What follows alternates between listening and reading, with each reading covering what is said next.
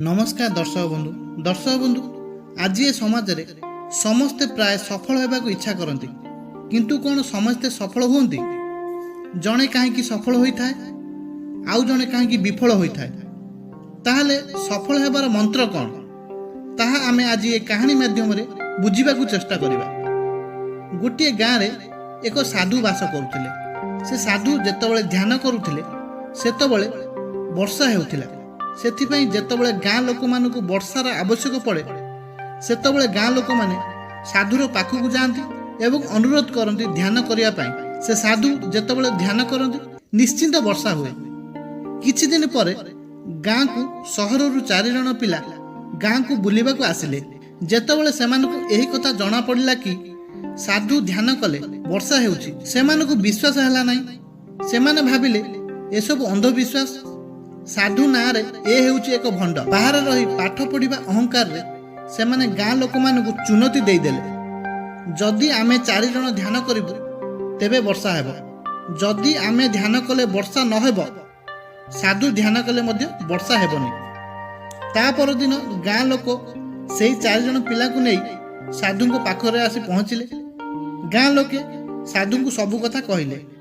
ता पर से 4 जण पिला मिछरे आखि बंद करी ध्यान करने को आरंभ कले। प्रथम पिला आखि बंद करी मिछरे ध्यान करने को आरंभ कला। अध घंटा बीती गला।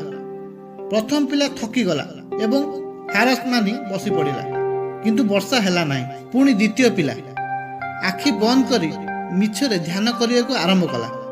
1 घंटा हौ हौ सी भी निराश होई बसीगला। बाकी 2 जण मध्य ठीक एही भली कले किंतु वर्षा हेला नाही। एबे साधुर पाଳି थिले। साधु ध्यान करिबा आरंभ कले। 1 घंटा बीती गला किंतु वर्षा हेला नाही। साधु ध्यान बंद कले नाही। ध्यान करी चालिले। ध्यान करू करू 2 घंटा बीती गला किंतु वर्षा हेला नाही। एमती करू करू साधुंकर 4 घंटा बीती गला तथापि वर्षा हेला नाही। किंतु साधु ध्यान बंद करू नथांती। धीरे धीरे संध्या होई आसिला। ठीक सेतिक बेले बादलर घड़घड़ी शब्द शुभा गला।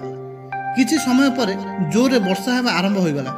एसबु देखि से 4 जण पिला आश्चर्य होई गले एवं तुरंत साधु को क्षमा मागिले। एवं से 4 जण पिला साधु को पचारले, बाबा एमिति काहे कि हैला? आमे ध्यान कलु वर्षा हैला नाही आ आपण ध्यान कले वर्षा होई गला। साधु बाबा कहिले, जेतबेले मु ध्यान करे 3टी कथा ध्यान रखी ध्यान करे। प्रथम कथा हैला मु भाबे जदि मु ध्यान करिबि ईश्वर कृपार निश्चिंत वर्षा हेब। द्वितीय कथा है मु से पर्यंत ध्यान करी जे पर्यंत वर्षा न हेब। तृतीय कथा है मोर ईश्वर ऊपर संपूर्ण विश्वास रही था। ठीक सही भली सफल लोकों पाखरे यही गुण विद्यमान होता है। से जो काम करती से सफल होबार भरोसा पूर्ण मात्रा रखी था एवं से पर्यंत से काम करती जे पर्यंत सफलता प्राप्त न होइछि। सेथिपई जदि आमको सफलता प्राप्त न होइछि सेथिपई जदि आमको सफलता पाइबार अछि ताहले से पर्यंत प्रयास करिया पड़िबो जे पर्यंत आमको सफलता न मिलछि। तेणु दर्शक बंधु आमे एथिरु जानिले जे पर्यंत व्यक्ति सफलता न पाइछि निज लक्ष्य रे न पहुंचिछि से पर्यंत से कार्य को न छाड़ी जारी रखिया उचित। सफलता पाइया पर्यंत अनवरत चेष्टा करिया उचित। तेणु दर्शक बंधु मोर आशा आपण निश्चित अनवरत चेष्टा करेंगे और सफल हेबे निज लक्ष्य रे पहुँची पारे। मु आज एति रहूँ। जदि आपण मन छोट कथा भल लगता निश्चित कमेंट माध्यम आपण मतामत मते जणाइबे। नमस्कार, धन्यवाद, गॉड ब्लेस यू, जय जगन्नाथ।